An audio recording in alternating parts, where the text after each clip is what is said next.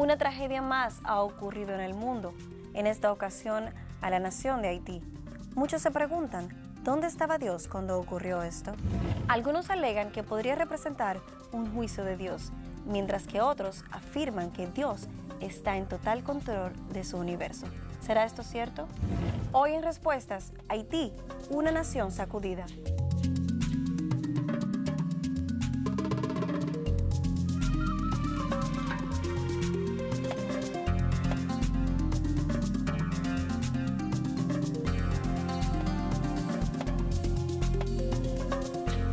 Bienvenidos a una entrega más de Respuestas. Hola Miguel, ¿cómo estás? Muy bien, Elaine. Yo creo que esto va a ser muy buen programa hoy. Bueno, así es. Aprovechando que estamos presentando la serie Dios en medio del dolor y el sufrimiento, hemos querido introducir entonces un programa especial que venga a formar parte de esta serie sobre la catástrofe que está azotando a Haití en estos momentos a raíz del terremoto ocurrido el pasado 12 de enero. Y Miguel, en ese sentido entonces quisiera que abordáramos este tema desde el punto de vista bíblico. ¿Cómo podemos ver esto a través del lente de Dios? Tomando en consideración Haití, que es un país que ha estado sumergido en la pobreza extrema, que es considerado el más pobre de todo el continente americano, que ha sido el más desfavorecido prácticamente a nivel mundial, y de repente uno ve estas imágenes tan desgarradoras, todo esto que los ha arropado, y uno se pregunta, y muchos se preguntan, ¿dónde estaba Dios en medio de este terremoto cuando ocurrió este suceso? Sí, así es, Elaine. Yo creo que nosotros hemos oído ya las mismas preguntas y cuestionantes que siempre surgen. Y cuando estas cosas ocurren, obviamente, tú oyes a algunos cuestionando a Dios, otros le niegan, otros le maldicen. Todavía otros cuestionan a aquellos que le seguimos, porque cómo es posible que nosotros seamos capaces de seguir a un Dios que permite que cosas como esta ocurran, sobre todo a personas tan incapacitadas como estas. Y otros todavía pues tienen una reacción grandemente emotiva, movida muchas veces por un sentido de culpa, porque se han dado cuenta de repente de cuán cuán de espalda vivían, así era la palabra que andaba buscando, a una situación de pobreza y de miseria. Y entonces a veces en una reacción emocional de repente pensamos que pudiéramos adormecer la culpa que estamos experimentando en esos momentos. Y todas esas son las emociones que se mueven en ocasiones cuando estas cosas ocurren. Así es. Tú hablas de reacciones y posiciones que las personas pueden asumir en este tipo de catástrofes, pero ¿por qué? ¿Por qué asumir esta posición o esta reacción? ¿A qué se debe? Tú sabes que por un lado aquellos que niegan, o mejor dicho, aquellos que cuestionan a Dios, obviamente no le conocen. Y no le conocen y tampoco conocen su revelación. Y ahí hay una dificultad porque tú no puedes cuestionar a alguien que tú no conoces, ni puedes cuestionar una revelación que tú no has leído ni has estudiado. Aquellos que le niegan realmente no le están negando por la tragedia que ocurrió, básicamente están usando la tragedia del momento para justificar el ateísmo con el cual han vivido. Por otro lado, el grupo que cuestiona al cristiano, porque cómo es posible que siga a un Dios que permita cosas como esta, muchas veces lo que está aprovechando la ocasión, el momento, para descargar su ira, porque muchas veces el estilo de vida de ese cristiano ha puesto en evidencia el estilo de vida pecaminoso del no cristiano, y este es un momento apropiado para ellos entonces poder descargar esa ira. Y por otro lado, como yo te decía, muchas de estas emociones o de estas reacciones son emocionales ante la realidad de que hemos vivido de manera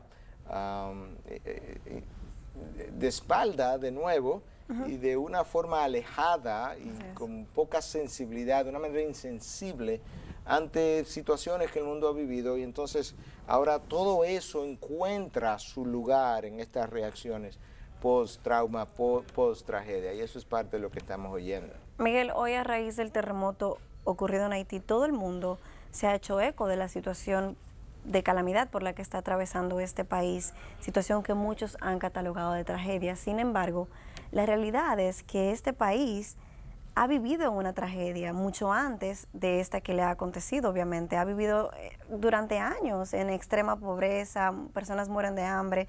¿Tú crees que se pudo haber hecho algo antes de que ocurriera este hecho?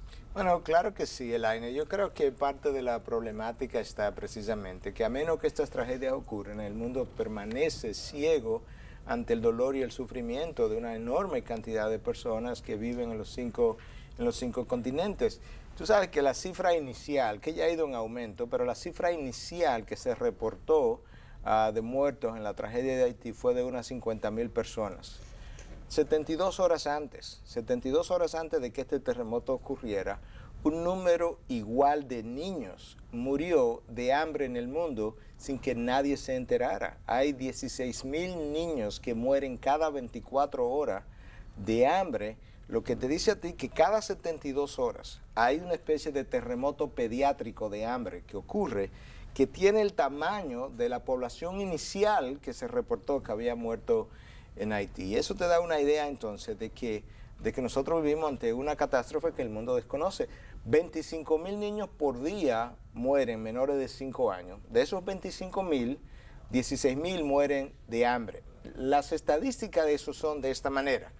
Un niño muere cada 5 segundos, un niño muere menor de 5 años. Wow. Y cada 3.5 segundos, cada 5 segundos, déjame especificarlo, un niño muere de hambre.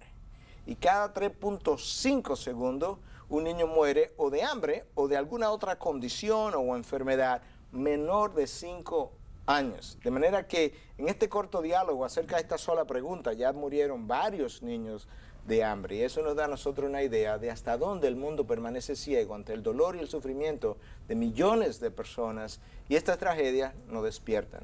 Así es. Hace apenas unos años atrás vimos las imágenes de lo que fue el terremoto del Océano Índico del 2004, mejor conocido como el tsunami asiático. Así es. Y hoy probablemente ya ni recordemos la cifra exacta de las víctimas que cobró esta catástrofe, que fue casi de 300,000 personas. ¿Por qué esta reacción del ser humano? ¿Por qué tendemos a olvidar tan fácilmente? Bueno, una de las razones por las que olvidamos es porque en realidad no ocurre un cambio del corazón en el ser humano cuando esto ocurre. Son reacciones muchas veces emotivas, como decía, movidas por el sentido de culpa. Pero mira una cosa, Elaine, 300,000 personas murieron en ese tsunami asiático. 288,000 para ser exacta fue la cifra reportada. Cada 10 días hay un número similar de personas que mueren de hambre en el mundo ante la ignorancia y la insensibilidad del resto del mundo que observa. De manera que hay un número de personas que mueren similar al que murió en ese tsunami cada 10 días, 3 veces al mes. Y sin embargo, nosotros, las naciones, los más poderosos, los más pudientes, no hacen nada para resolver eso antes de que las tragedias ocurran. ¿Y sabe qué va a ocurrir? En un par de meses, 3, 4, 5 meses, la gente se va a olvidar de Haití y probablemente muchas de esas condiciones continúen y de nuevo el mundo volverá a ser insensible y ciego a lo que venía pasando antes de la tragedia. Miguel, en el bloque anterior te comentaba acerca de la epidemia que ha azotado el mundo, el SIDA, y de cómo mucha gente muere de hambre y las cifras, y te decía que sería bueno entonces comentar algunas cifras relacionadas a estas muertes para concientizarnos un poco de qué está viviendo el mundo en estos días. Bueno, cuando pensamos en el SIDA, para comenzar, tenemos que recordar que la mayoría de esas muertes están ocurriendo en aquellos países donde la mayor cantidad de gente está muriendo de hambre. De manera correcta, tenemos un problema combinado. Así es.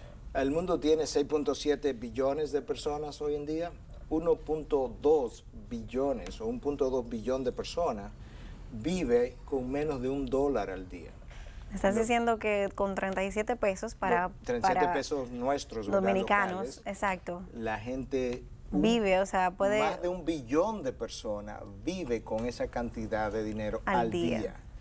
Eso te da una idea de cuántas personas están muriendo continuamente de hambre. Entonces, si tú miras eso y luego le agregas a eso la cantidad de personas que mueren de la epidemia del SIDA, más otras enfermedades, pero el SIDA solamente deja en el continente africano solamente 5.760 niños huérfanos cada día. 5.760 niños huérfanos diarios. Diarios. De SIDA en África solamente. Es alarmante. Es alarmante. Y una cantidad similar de personas, 5.500 personas, mueren de esa enfermedad todos los días. Tú te das cuenta que la palabra de Dios es real cuando dice que toda la creación gime con dolores de parto hasta el día de su redención. Romanos 8:22 nos habla de eso. Nosotros vivimos bajo un gemir continuo de dolor, de sufrimiento, ante, una vez más, la mirada o la no mirada, la ceguera y la insensibilidad del resto del mundo, hasta que ocurre una de estas catástrofes. Así es. Miguel, a raíz del terremoto de Haití han surgido comentarios y se ha escuchado en los medios a otras personas decir que este ha sido un país que ha estado esclavizado al vudú y la adoración a dioses paganos. Y han hecho estos comentarios y muchas personas la han catalogado de insensible y demás. Yo te pregunto, ¿qué relación, si alguna, guarda esto con lo que ha ocurrido?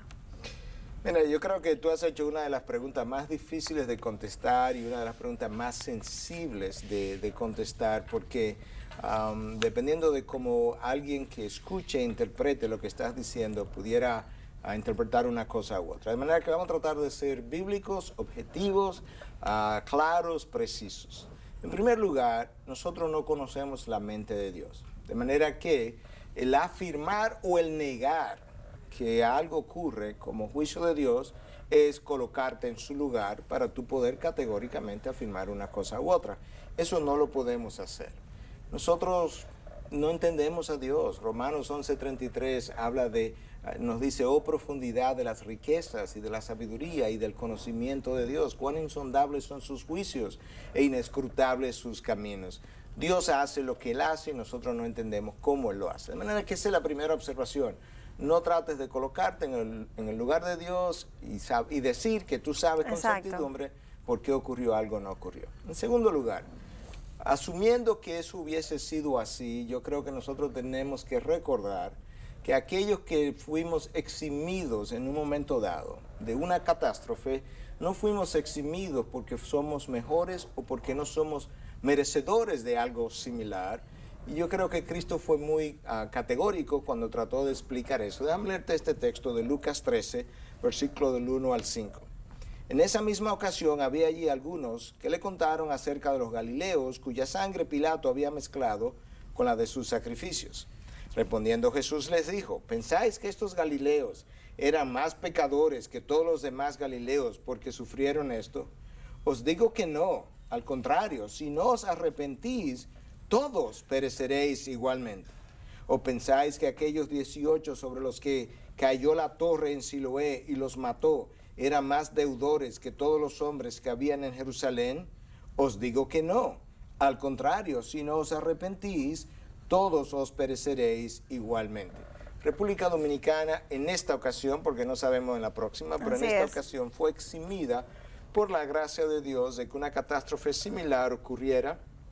Pero la gracia, por definición, es no merecida. Inmerecida. Es inmerecida. Por tanto, nosotros no podemos considerarnos o pensar que somos mejores. En tercer lugar, al mismo tiempo, nosotros no podemos despegar la historia religiosa de los pueblos de las consecuencias de pecado que ellos viven. No importa si ese pueblo somos nosotros u otro pueblo.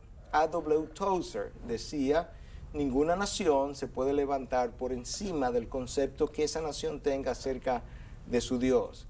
De manera que cuando tú tienes un concepto de Dios que no es el Dios que se ha revelado y que está revelado en su palabra, en su Biblia, y vives conforme a una revelación que no es la de Él, obviamente eso va a acarrear consecuencias. No importa dónde tú vivas, no importa en qué nación tú vivas, y en ocasiones entonces tú cosechas las consecuencias de lo que siembras. Pero tiene que ser cuidadoso cuando tú vas a hacer esos juicios. Exacto.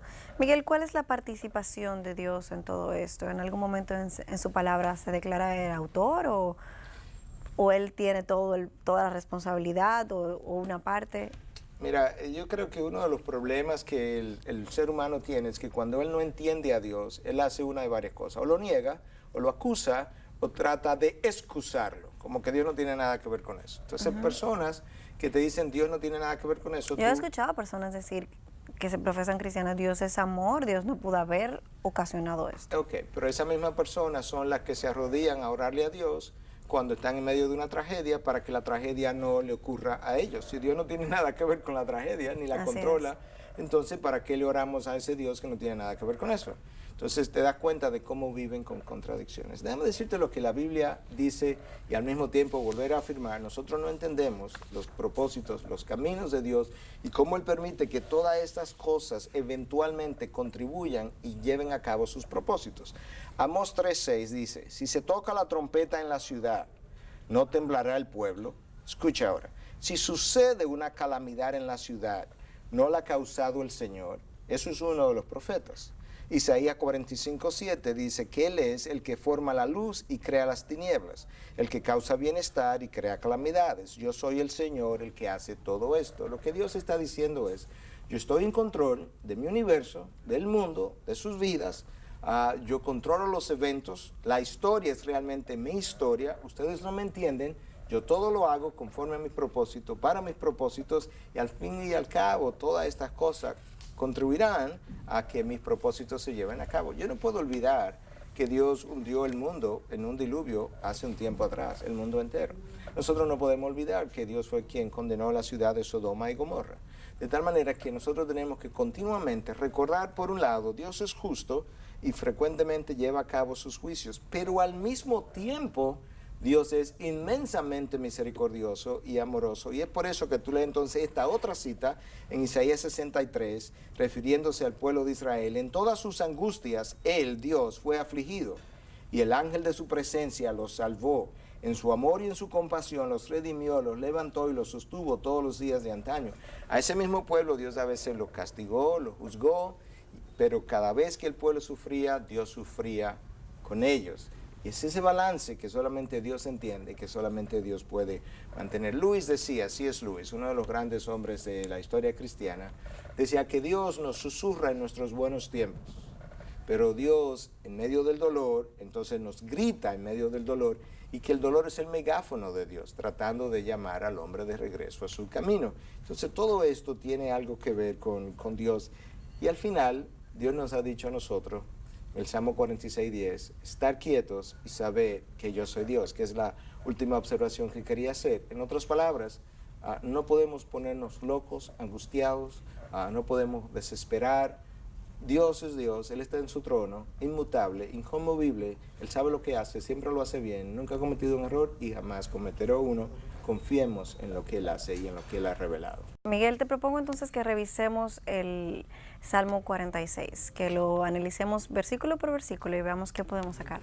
Bueno, el salmista comienza con estas palabras: Dios es nuestro refugio y fortaleza, nuestro pronto auxilio en las tribulaciones. Por tanto, no temeremos, aunque la tierra sufra cambios y aunque los montes se deslicen al fondo de los mares, aunque bramen y se agiten sus aguas, aunque tiemblen los montes con creciente enojo. Esas son las palabras iniciales del Salmo, pero cuando tú sigues leyendo, te das cuenta cómo el salmista comienza y termina de una manera similar. Él comienza describiendo a Dios y él termina describiendo a Dios.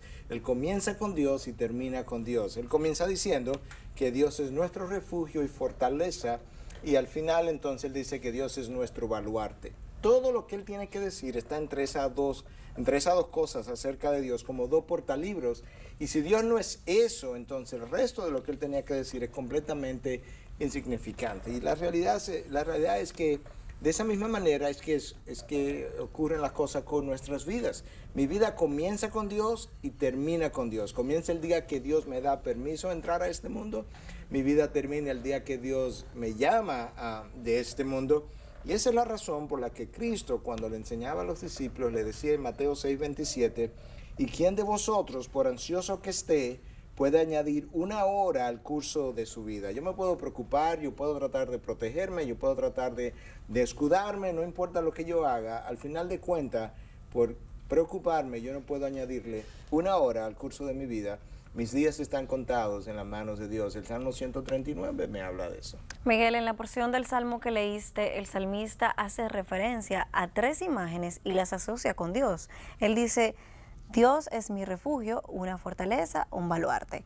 ¿Qué piensas que el salmista estaba tratando de explicar o de decir cuando asocia esas imágenes a lo que es la imagen de Dios? Bueno, piensa por un lado en lo que es un refugio. Un refugio es un lugar donde tú vas, donde cuando está en peligro, cuando no tienes a quien te cuide, cuando no tiene quien te proteja.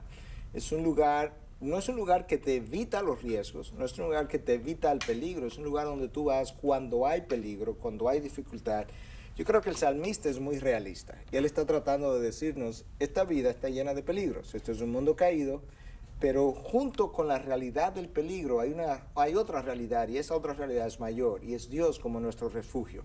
Él es la persona donde tú puedes ir cuando el peligro te acecha, cuando los riesgos están ahí a tu puerta. Tú puedes ir donde Dios, Él será un refugio para ti. Yo creo que eso es parte de lo que Él quiere comunicar. Me imagino que cuando el salmista habla de fortaleza, creo que se está refiriendo entonces a la habilidad que Dios te da para sostenerte en los momentos de prueba, ¿no crees? Sí, así es. Muchas de estas tragedias y dificultades debilitan emocionalmente a mucha gente, pero Dios es esa fuerza que te empuja, es esa fuerza que te levanta, esa fuerza que te sostiene, es esa fuerza que te mantiene parado cuando tú no tienes la fortaleza de mantenerte parado. Entonces de ahí tú tienes a Dios como refugio, a Dios como fortaleza y a Dios como baluarte. Un baluarte hace alusión a una fortaleza militar.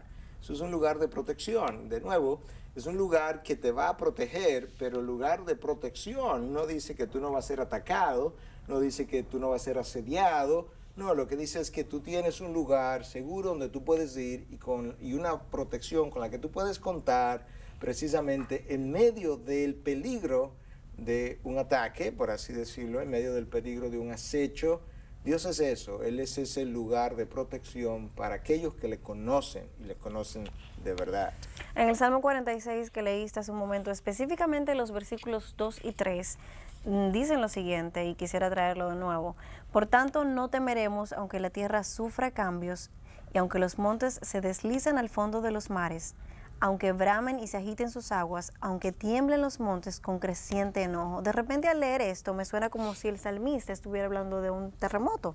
Sí, así es, esa es la descripción que le está dando. Le está básicamente diciendo, él ha pensado acerca de su vida y él ha pensado algunas de las cosas que más amedrentan al hombre. Y una de esas es precisamente un terremoto. Y él dice, ¿sabes qué? Yo conozco a Dios como mi refugio, mi fortaleza. Aún ocurriera una de las peores cosas que nos pueden ocurrir como un terremoto, no temeremos. Pero nota cómo el salmista une el verso 1 con el verso 2 con una frase, por tanto. Como le conozco como mi refugio, mi fortaleza, por tanto no temeremos. Si tú no le conoces de esa forma antes del terremoto, de la tragedia, claro que tú vas a temer, porque la ausencia de temor tiene que ver con el conocimiento que tú tienes de Dios antes de que las cosas ocurren. El problema está, Elaine, que mucha gente dice conocer a Dios y mucha gente, de hecho, va a la iglesia semanalmente, más de una vez a la semana, oran todos los días, hasta leen la Biblia y sin embargo todavía no viven como si conocieran al Dios que dice estar en control de su universo. Déjame darte una ilustración muy buena porque precisamente nos va a hablar de un hombre que ya era ministro de Dios, John Wesley o Juan Wesley. Un hombre que había vendido su propiedad y se la había dado a los pobres. Un hombre que había ido a Georgia, en Estados Unidos, a predicarle a los paganos. Y ahora viene de regreso en un barco, cuando de repente el barco entra en una tormenta. Y John Wesley está muerto de miedo, está temeroso. Él piensa que el barco se va a hundir, que va a perder su vida. Pero de repente él mira a un grupo de hermanos moravos y él los ve tan tranquilos, con completa paz. Ellos estaban cantando y orando y él va donde ellos y le pregunta y le dice, yo soy cristiano igual que ustedes, ¿cuál es la diferencia entre ustedes y yo? Que ustedes están en calma y yo estoy temeroso. Y ese día Wesley dijo que él encontró finalmente, él tuvo un encuentro con Dios y encontró a Dios y conoció a Dios por lo que Dios quiere ser conocido. Y este era un hombre que ya estaba predicando el evangelio, este era un hombre que ya había dado su propiedad a los pobres. Mucha gente dice conocer a Dios, pero en realidad es más bien que conocen acerca de Dios. Para tú estar en tranquilidad como el salmista, tú tienes que conocer a Dios como tu refugio y tu fortaleza. Por tanto, no temeremos. Aunque ruja el viento, aunque rujan los mares y aunque se sacuda la tierra. Esa es la realidad.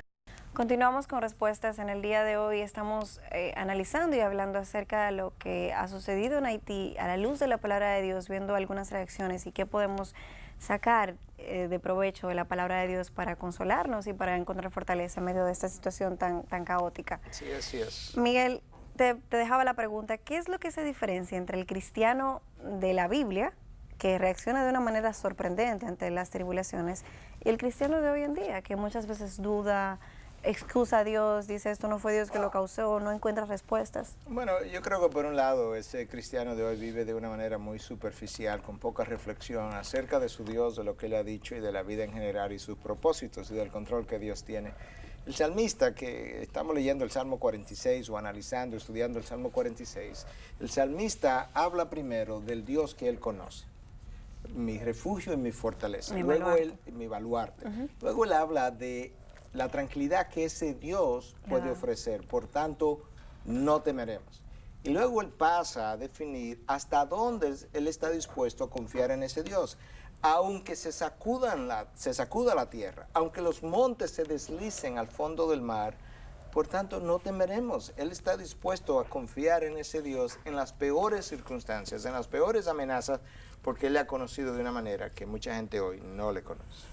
En medio de catástrofes y situaciones difíciles, todo el mundo opina y es muy común. Y hay personas que aconsejan y dicen, bueno, no nos preocupemos, nuestra ciudadanía no está en este mundo, esto no es de nosotros, pero la realidad es que aquí es que estamos viviendo. Entonces, ¿cómo podemos, viviendo en este mundo, tener o desarrollar la conciencia y vivir entonces conscientes de que nosotros estamos aquí, pero no pertenecemos a este mundo? Bueno, yo creo que tú necesitas tener los pies en este mundo y la mente en el venidero, si tú eres un hijo de Dios. Nota cómo el salmista, él tiene los pies en este mundo, él sabe que es posible que los montes se deslicen al fondo del mar, que puede ocurrir un temblor. Él está consciente de esos peligros que ocurren aquí.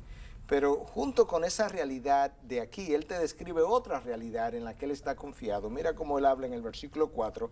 Hay un río cuyas corrientes alegran la ciudad de Dios, las moradas santas del Altísimo. Dios está en medio de ella, no será sacudida. Dios la ayudará al romper el alba. Mientras el mar, el salmista describe el mar que agitado, braman sus aguas, la tierra sacudiéndose, al mismo tiempo él habla de otra ciudad, que no es esta, no es la de este tiempo, es una ciudad futura, venidera, la ciudad de Dios, Sión en el futuro, que él describe como las moradas santas de Dios. Pero nota cómo él dice en el versículo 5, no será sacudida porque Dios está en medio de ella. Lo que hace que esa ciudad no sea sacudida es que Dios mora en ella. Ahora escúchame, nosotros que somos sus hijos, se supone que tenemos el Espíritu Santo dentro de nosotros, Él mora en nosotros. Bueno, pues sus hijos no debieran ser sacudidos tampoco porque Dios mora en nosotros. Ahora, cuando tú no vives la presencia manifiesta de Dios en tu vida, vives amedrentado, vives agitado, vives angustiado, en esencia vives como un ateo práctico. Vives como si Dios no morara en tu interior y como si no conocieras a Dios. Lamentablemente, esa es la experiencia de muchos de los hijos de Dios. Miguel, continuamos desglosando el Salmo 46 porque definitivamente en sus líneas a primera vista encontramos consolación, esperanza para tiempos como estos que estamos viviendo. Dice del 46, del 6 al 9, bramaron las naciones, se tambalearon los reinos, dio él su voz y la tierra se derritió. El Señor de los ejércitos está con nosotros, nuestro baluarte es el Dios de Jacob. Venid, contemplad las obras del Señor, que ha hecho asolamientos en la tierra, que hace cesar las guerras hasta los confines de la tierra, quiebra el arco, parte la lanza y quema los carros en el fuego. Bueno, mira cómo el salmista primero te describe las amenazas de la naturaleza y luego te describe las amenazas de la guerra. Ellos estuvieron muy expuestos a esas amenazas una y otra vez como pueblo de Israel.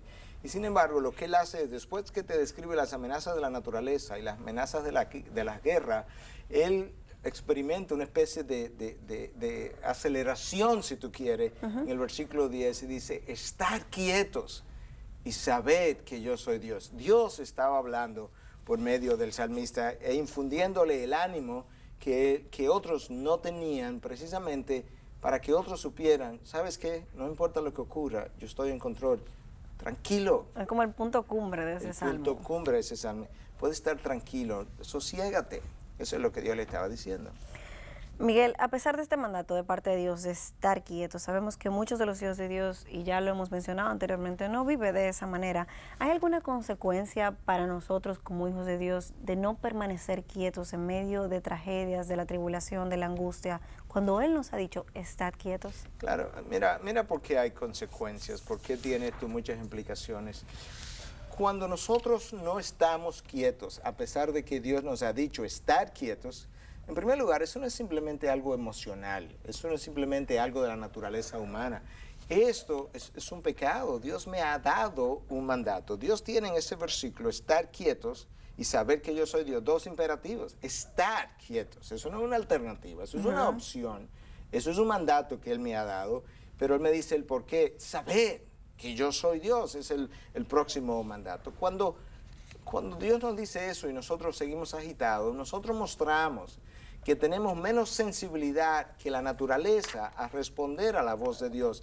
Recordemos el tiempo cuando Cristo estaba en la barca y el viento se agita y el mar se levanta y están en medio de la tormenta y Cristo se levanta y le dice al viento, cálmate, sosiégate. En el inglés es el be still, que es la misma expresión del Salmo 46:10, be still. Y el viento se calmó, el mar se calmó. Es increíble cómo el viento y el mar pueden tener más sensibilidad a la voz de Dios que sus propios hijos que fueron hechos a la imagen y semejanza de Dios. Esto tiene implicaciones, es una violación al mandato de Dios de estar quieto. En segundo lugar, no solamente es eso, pero el que yo esté ansioso no honra a Dios, no lo glorifica, al contrario, lo deshonra. Glorificar a Dios es magnificar, agrandar la imagen, la idea de Dios en la mente de otros por la manera en que yo vivo. Pero cuando yo estoy amedrentado, igual que el que no conoce a Dios, siendo yo uno de sus hijos, yo no estoy aumentando la imagen de Dios en tu mente, yo le estoy empequeñeciendo. Y no glorificar a Dios es un pecado también. En tercer lugar, el vivir ansioso cuestiona la fidelidad de Dios, porque Dios se ha probado fiel una y otra vez a nuestras vidas y sin embargo nosotros vivimos como si Él nos hubiese dejado caer en ocasiones. Dios no nos prometió una vida libre de problemas. Dios nos prometió estar con nosotros hasta el fin del mundo.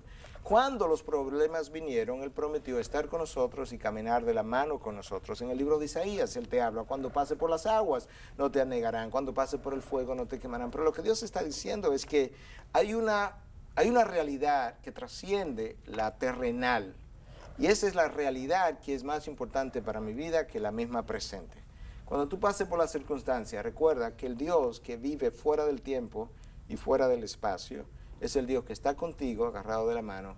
Él te cruzará. Dios no ha prometido nunca una vida libre de problemas. Lo que Él ha prometido es llenar tu dolor, tu sufrimiento de propósito, de significado. Y eso es lo que hace la diferencia precisamente. El propósito y el significado que el dolor tiene en las manos de Dios. Creo que lo que acabas de mencionar es una gran realidad y un gran consejo de parte de Dios para nosotros. Pero volviendo atrás un poco, cuando tú ves las imágenes que hemos estado siguiendo a través de los medios de lo que acaba de acontecer a Haití, uno no deja de sobrecogerse. ¿Cuál tú crees que es el sentir de Dios ante estas calamidades? Mira, Laine, a partir de cuando esto ocurrió, varias veces, múltiples veces, yo estuve en reflexión y en oración con Dios, tratando, quizás no tanto de entender su mente porque no puedo, pero tratando de entender la situación de Haití, de estas imágenes que ciertamente ponen un nudo en tu garganta.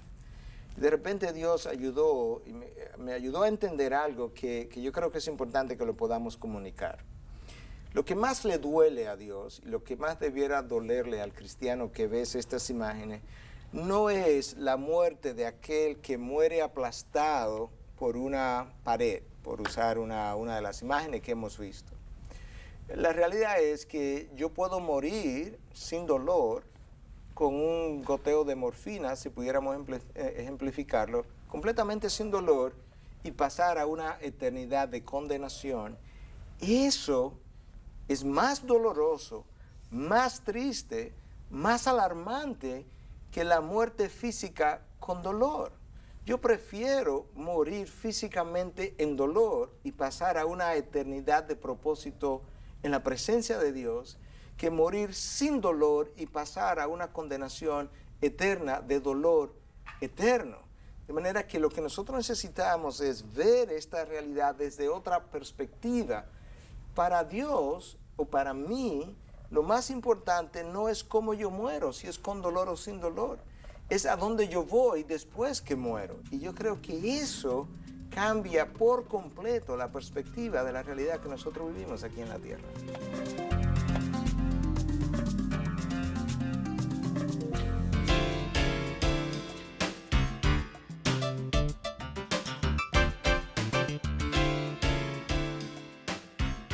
Hoy hemos tomado el tiempo para hablar acerca de la tragedia que acaba de acontecerle a la nación de Haití.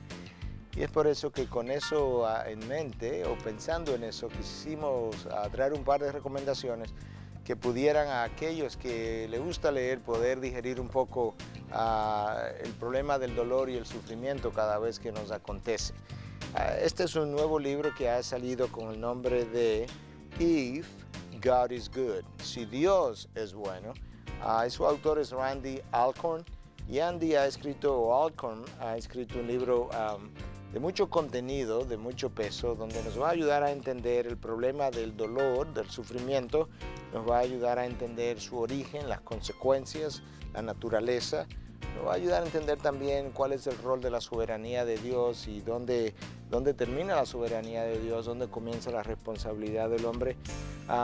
Nos va a hablar en una sección completa acerca de cómo Dios puede usar el dolor y el sufrimiento para su gloria, cómo Dios puede en ocasiones restringir el mal, la maldad, en otras ocasiones permitirla.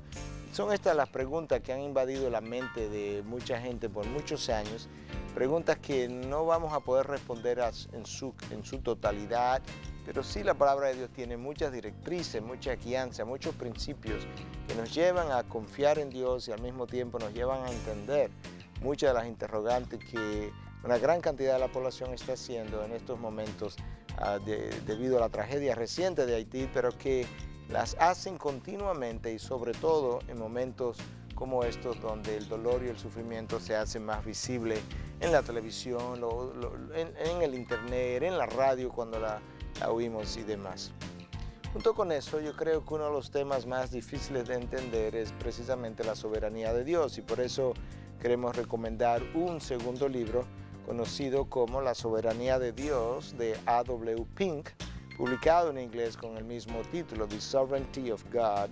Y este libro es un libro, en cierta medida, no es único en su género, pero es de los más completos en cuanto a lo que es la soberanía de Dios en múltiples áreas de nuestras vidas. Y nos va a hablar de la soberanía de Dios en la creación, en la salvación, en relación con la voluntad del hombre, en relación con la oración del hombre, la interacción entre la soberanía de Dios y la responsabilidad del hombre. Pink es un hombre que conoció a Dios de una manera extraordinaria y escribe de una forma muy clara, muy abierta, muy directa acerca de ese Dios que él conoció y sobre todo en el ámbito de su soberanía. Yo creo que si usted quisiera entender un poco mejor hasta dónde se extiende la soberanía de Dios, este es un buen libro que usted debiera adquirir.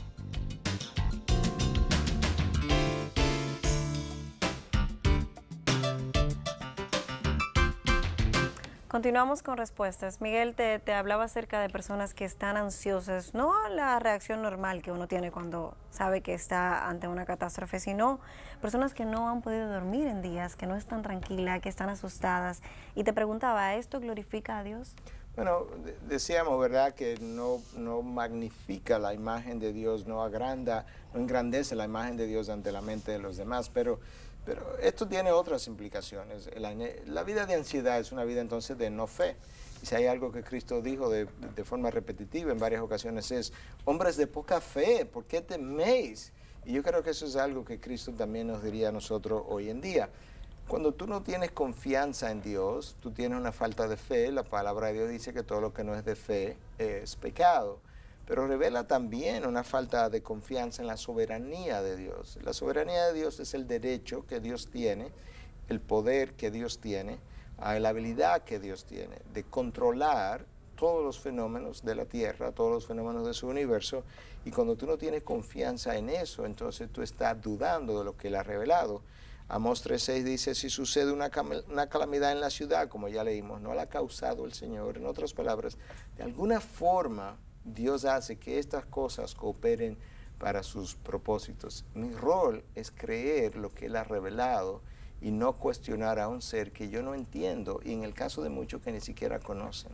Miguel, en este Salmo 46, justamente luego de la frase estad quietos, viene una frase con la cual ya termina que me impacta, y es la frase sabed que yo soy Dios. ¿Hasta qué punto el saber quién es Dios influye en la manera como nosotros reaccionamos ante estas catástrofes? Bueno, directamente, porque cuando Dios dice sabed que yo soy Dios, ese sabed y ese Dios tiene implicaciones. Es como, recuerda, sabed que yo gobierno el universo. Recuerda que yo sostengo el universo, yo lo creé, yo fui el creador de ese universo, que yo orquesto la historia de los pueblos, la historia de la gente, que yo conozco cada detalle, que yo no ignoro nada de lo que acontece, pero hay algo más. No olvides que yo siento el dolor de la humanidad. Yo sé, porque yo inspiré la palabra, que toda la creación gime a una hasta el día de su redención. Dios no me ha pedido nunca que le entienda, Él me ha pedido que le confíe, que confíe en Él. Y ese es mi rol y eso es lo que me va a ayudar a mí a vivir en esta tierra con la mente puesta en el otro mundo, en el mundo venidero. Esta soberanía de Dios de la que tú acabas de hablar, ¿hasta dónde se extiende? ¿De qué está Dios en control? ¿De todos los eventos, de la mayoría de los eventos, de algunos eventos? ¿Hasta dónde? Bueno, déjame decirte lo que Cristo enseñó, lo que Cristo reveló. Ya yo te hablé de un versículo, yo quiero leerte el pasaje entero ahora para que pueda entender mejor el contexto. Mateo 10, 28 al 31. Y no temáis a los que matan el cuerpo, pero no pueden matar el alma. Más bien temer a aquel que puede hacer perecer tanto el alma como el cuerpo en el infierno. No se venden 2 pajarillos por 1 cuarto, y sin embargo ni uno de ellos caerá a tierra sin permiso, sin permitirlo vuestro Padre, y hasta los cabellos de vuestra cabeza están todos contados, así que no temáis, vosotros valéis más que muchos pajarillos. Dios afirma que aún el número de hebras de cabello que están en mi cabeza, Él las conoce. Dios me garantiza que aun cuando yo voy a la naturaleza y veo 2 pajarillos caerse al piso, muertos, que sepa que esos 2 pajarillos no pudieron haberse caído sin el consentimiento de Dios. Y cuando Él me revela eso, entonces me dice, por tanto, no temáis, que tú vales más que esos 2 pajarillos. Tu vida está en mis manos. Confía, entrégate, sométete a mi persona. No me resista. Eso es parte de lo que implica saber que yo soy Dios. Miguel, en estos momentos muchos están en necesidad de consuelo, en necesidad de ánimo, de certidumbre en medio del caos. Como pastor y ya caminando hacia el final de este programa, ¿qué mensaje tú tienes para estas personas que están atravesando por esta catástrofe? Mira, la Biblia está repleta de versos, de palabras, de pasajes de consolación. Yo quiero tomar un solo salmo y 2 o 3 versículos del salmo. El Salmo 119, versículo 75 dice, yo sé, Señor, que tus juicios son justos y que en tu fidelidad me has afligido. El salmista aquí hace 2 afirmaciones monumentales. En primer lugar, Dios, cuando tú juzgas algo, no importa cuán horrendo luce el juicio, ese juicio es justo.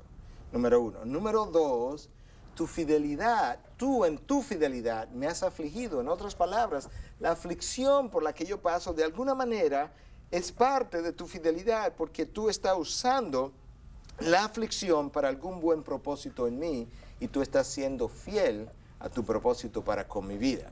Ese es el versículo 75. El versículo 92 del mismo salmo dice, si tu ley no hubiera sido mi deleite, entonces habría perecido en mi aflicción. Dios, la aflicción que yo pasé, que yo sufrí, prácticamente me aplastó, prácticamente me consumió. Yo pude haber muerto y sin embargo, en medio de esa aflicción, tu palabra fue mi deleite. Yo supe dónde ir, yo supe qué consumir. y en ella yo me deleité hasta el punto que me dio vida en medio de la aflicción. El salmista sabía cómo pasar por estas dificultades. Y finalmente el verso 143 dice, angustia y aflicción han venido sobre mí, mas tus mandamientos son mi deleite. El salmista dice, no solamente tus promesas, aún tus mandamientos. Yo supe deleitarme en ellos y eso es lo que me ha sostenido, eso es lo que me ha dado vida, eso es lo que me ha mantenido en medio de la tribulación. ¿Cómo tú te mantienes en medio de la tribulación? Haciendo lo que el salmista hizo. Tú conoces a Dios y tú consumes su palabra. Y en esas dos cosas tú serás sostenido. Miguel, la Biblia habla, tal y como tú señalas, de gozo en medio de la tristeza. ¿Tú crees que eso es posible? ¿Se parecería? O sea, ¿el gozo y la tristeza pueden coexistir ambos al mismo tiempo o no se excluyen uno del otro? Bueno, ellos pueden coexistir porque la tristeza es algo que tú experimentas en una dimensión y el gozo en Dios es algo que tú experimentas en otra dimensión.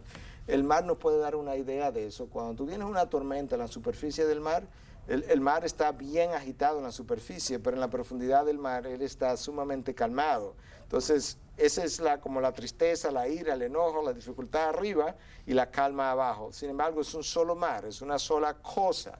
Bueno, tú eres una sola vida, una sola persona. Tú puedes experimentar tristeza en una dimensión, la realidad de este mundo, pierdo a mi esposa, a mis hijos, pero yo puedo experimentar gozo en otra dimensión, en la realidad de que esto no es lo único que existe, esto no es el fin de todo y esto es una vida temporal.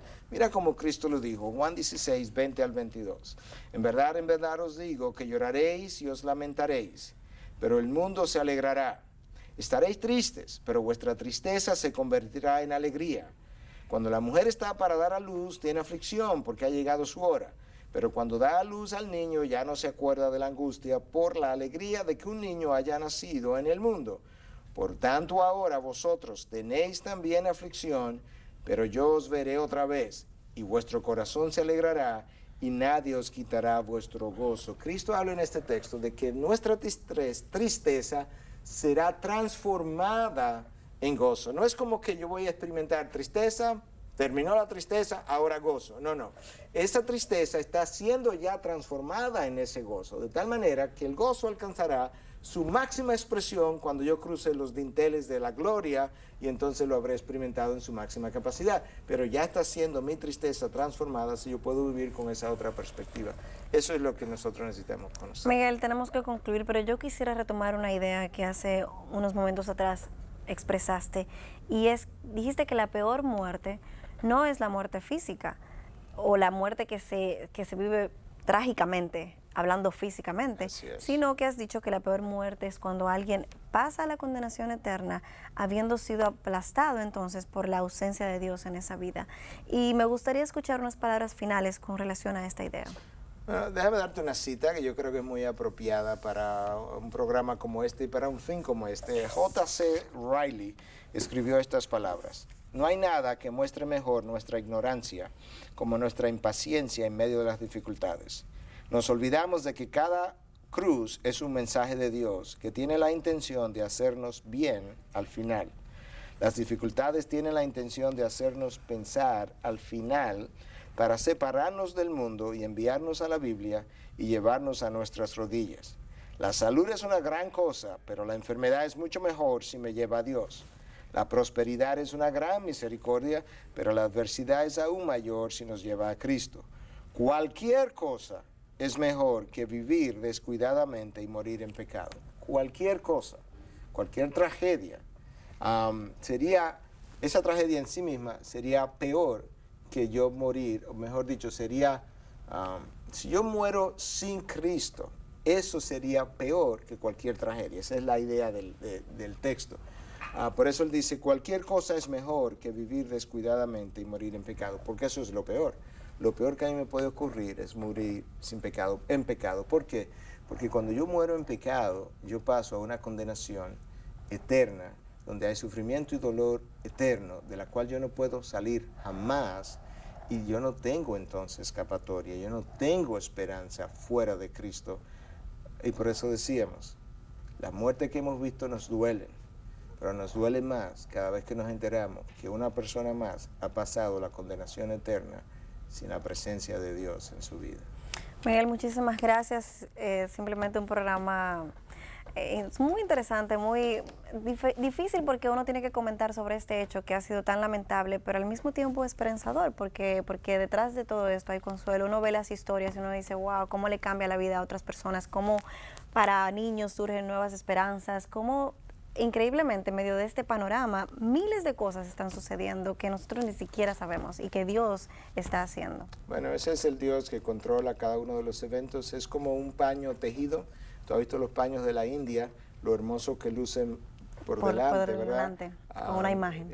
La imagen que tejen. Tú le das la vuelta a ese paño y luce una maraña de hilos que no tienen ni pie ni cabeza ni por dónde comienza. La vida sí luce como uno de esos, no sé cómo llamarle, esos, tienen un nombre, pero esos paños tejidos, no tengo otra palabra ahora mismo, que lucen tan preciosos y que hacen en la India, por delante hermosos, por detrás una maraña. Esa es la vida es como una maraña de cosas que no entendemos, pero cuando tú ves lo que Dios finalmente está haciendo, cómo Él está redimiendo su creación, entonces la vida desde la perspectiva de Dios es algo que tiene otro color, otro sentido, otro propósito, otro fin, otra mirada, otra apariencia. Dios hace todo hermoso en su tiempo. Muchísimas gracias a ustedes, amigos televidentes. Gracias por su sintonía. Será hasta la próxima.